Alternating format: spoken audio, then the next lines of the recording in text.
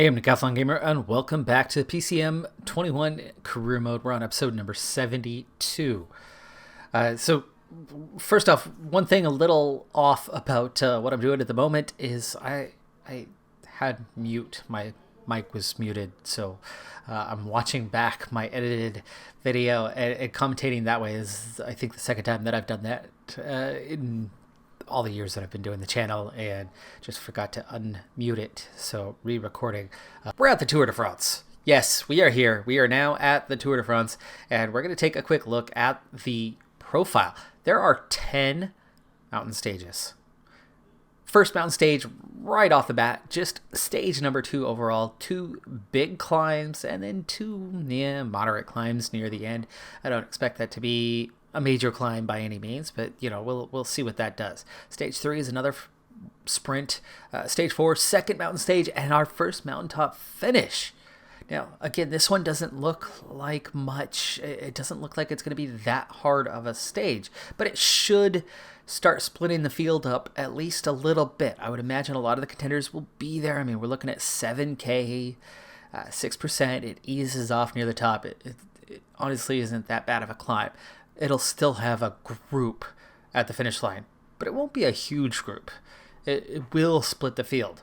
So really surprising that this early on, there's no time trial, there's no breakaway specialists. I mean, it's going to come down to the GC guys pretty dang early. Stage number 6, another mountaintop finish, and 3 back-to-back-to-back climbs with almost no descending. It's essentially one mountain that we're going up here.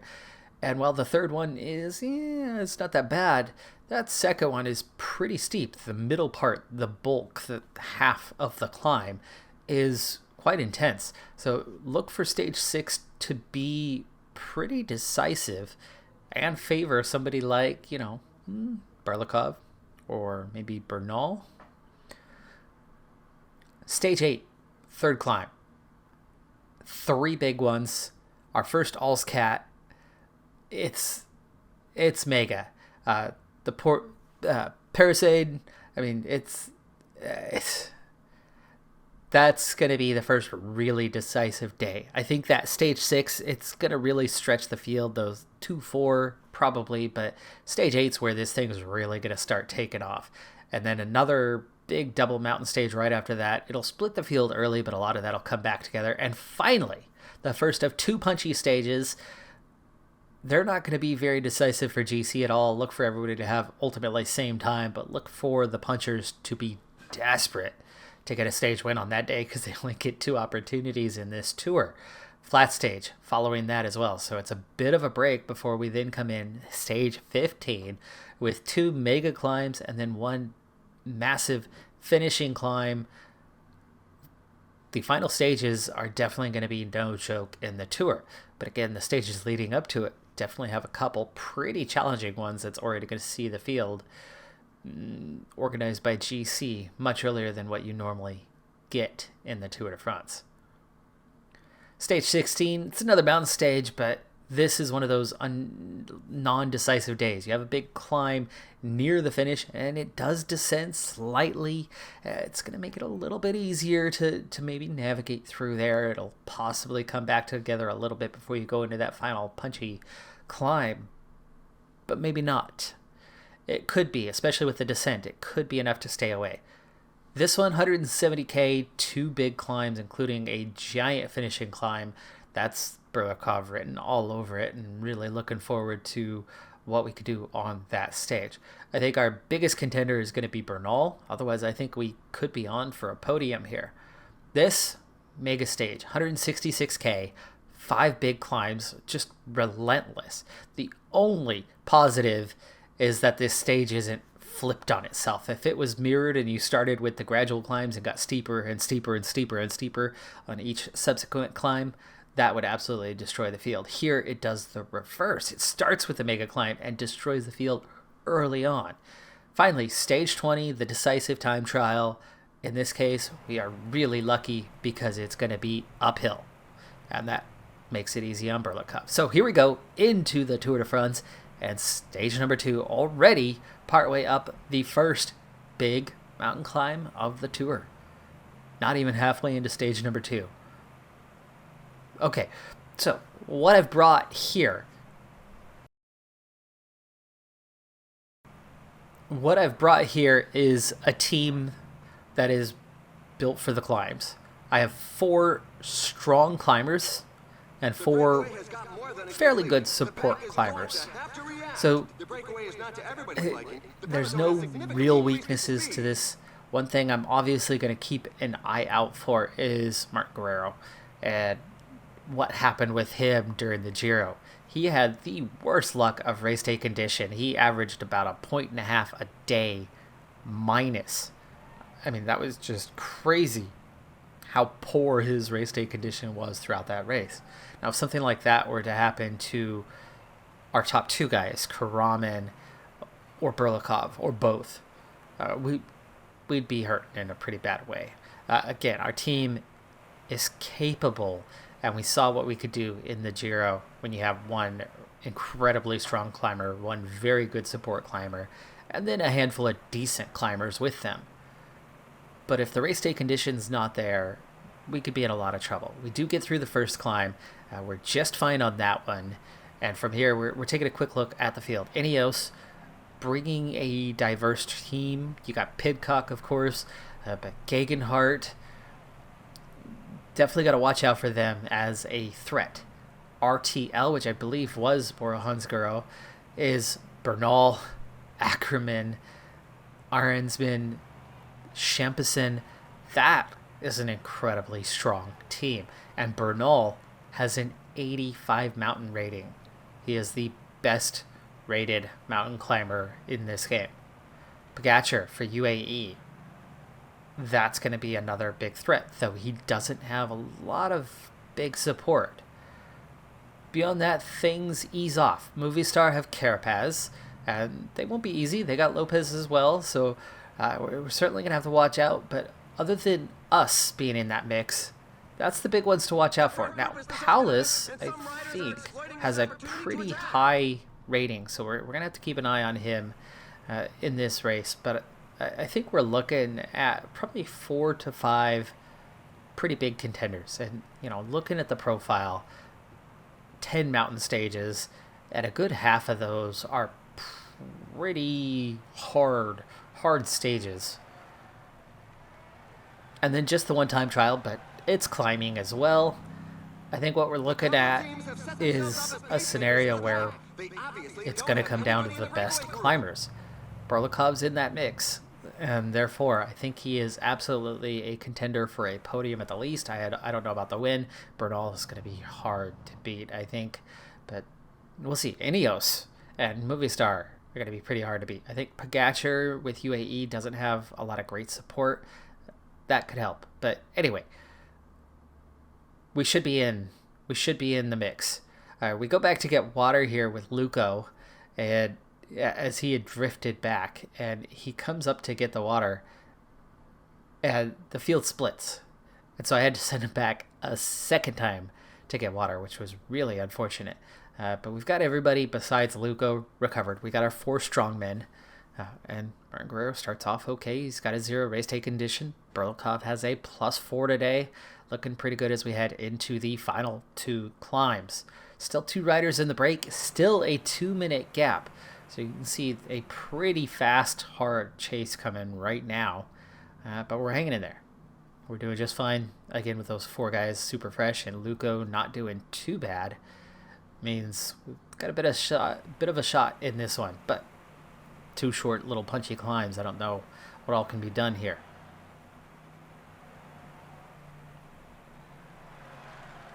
Through the sprint point. No worry over that one. And here we go, into the penultimate. I speed everybody up to make sure we're not, drifting back. I want to keep us in a close position near the front. But there's no point trying to go now. It's 2 climbs. I just want to get through the first climb, conserving as much energy as possible. Isakov, by the way, is the 4th man in this one, besides our same trio that led us at the Giro. Berlikov, Karaman, Martin Guerrero, and Isakov is as strong as Martin Guerrero. So those 2 guys will always be 3rd and 4th throughout this race on that one.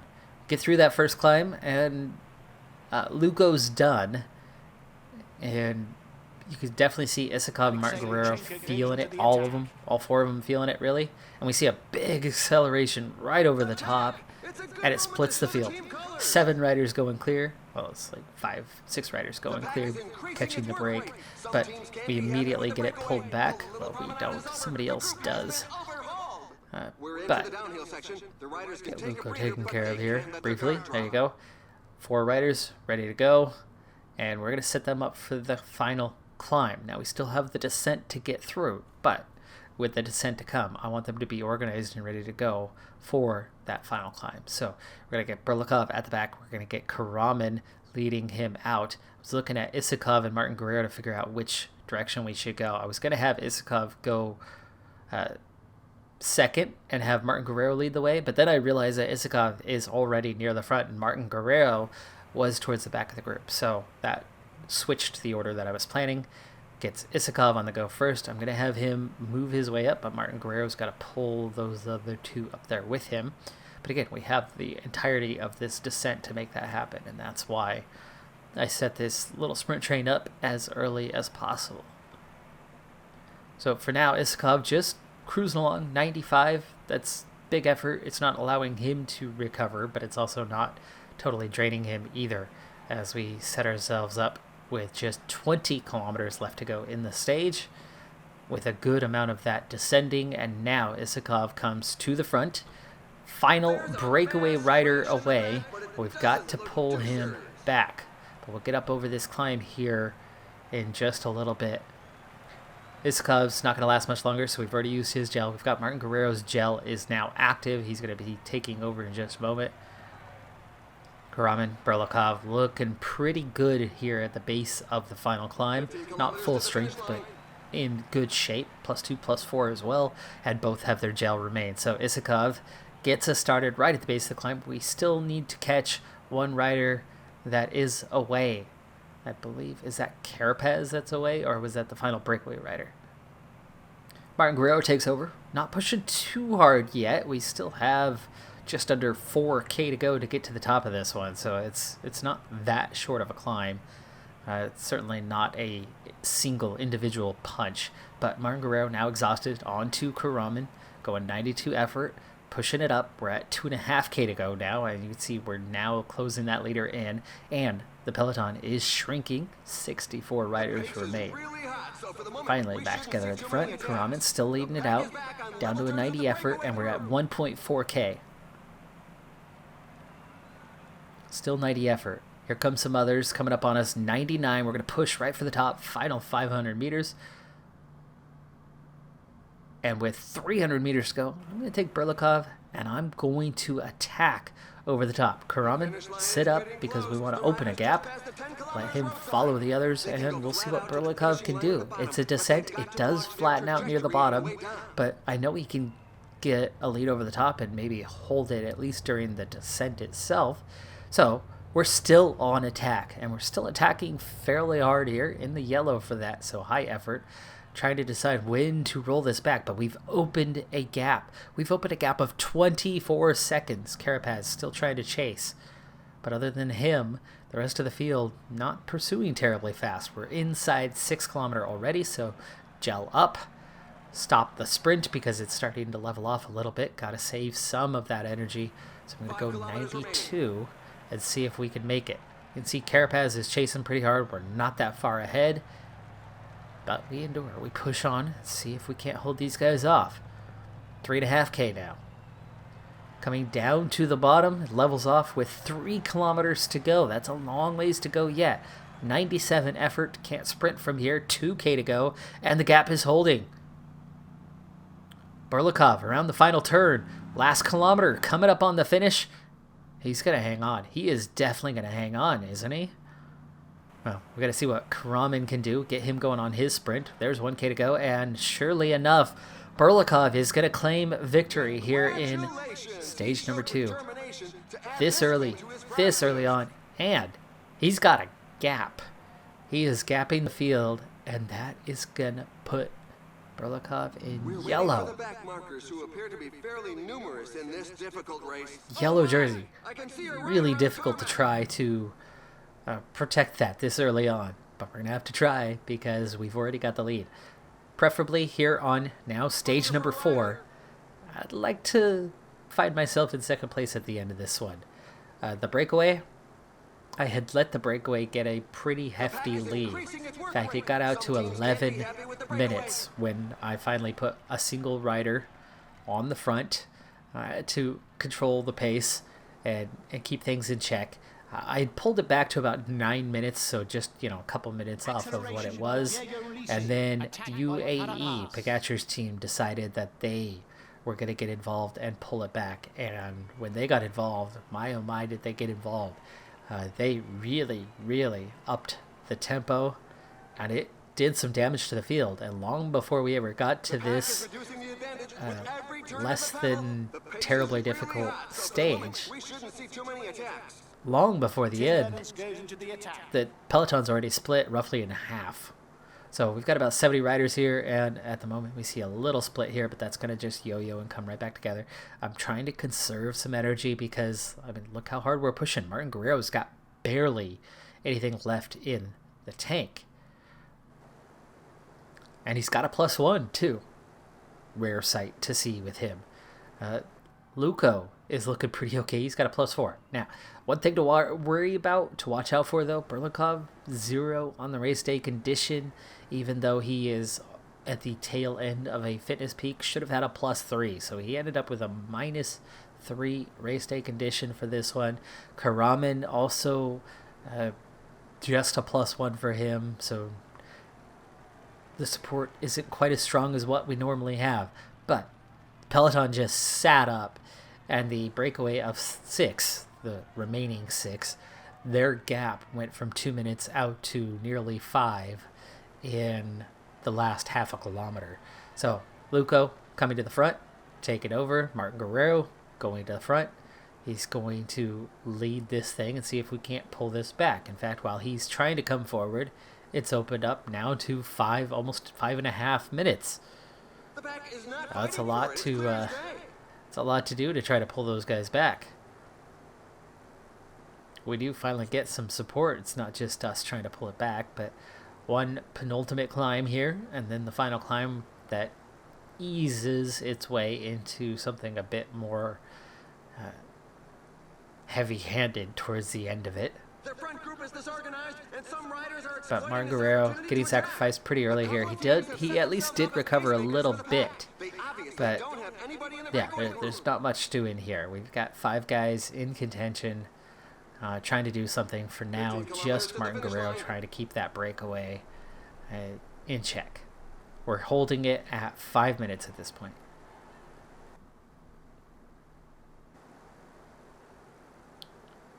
Inside 14 kilometers now. Let's go ahead and get our leaders protected,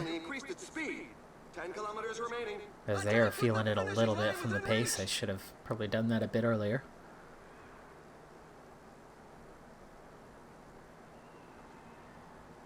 Martin Guerrero, out of energy, instantly begins falling back.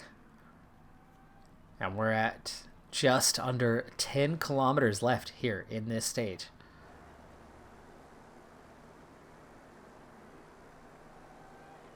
I'm going to keep Martin Guerrero on his relay a little bit longer. The game, you can kind of trick the AI a little bit. If you're on relay, they think that you are relaying, even if you're at the back of the peloton. That's the way that AI recognizes that, so they don't sense you drifting back until it's too late. But here we go, seeing actually a tiny separation as they were chasing pretty hard and we weren't working too hard to stay on their wheels. So those 3 working riders actually pulled away. But here we go with the attacks. Landa, Carapaz trying to take off and go clear. So it feels like, you know what, it's probably a good time. 6.8K before we get too far up the road and too tired. We might as well. I got 4 guys. Let's go ahead and gel up. Luco's going to go first and use Luco to try to keep this attack from, escaping. So Luco, I'm trying to use mountain rating and stick to our strength. Isakov kind of loses the gap a little bit, which isn't terribly helpful. But Luco's just about doing enough to keep this group from escaping, from getting away, and doing so just at an 87. Excuse me, and not hurting his team leaders, which is important.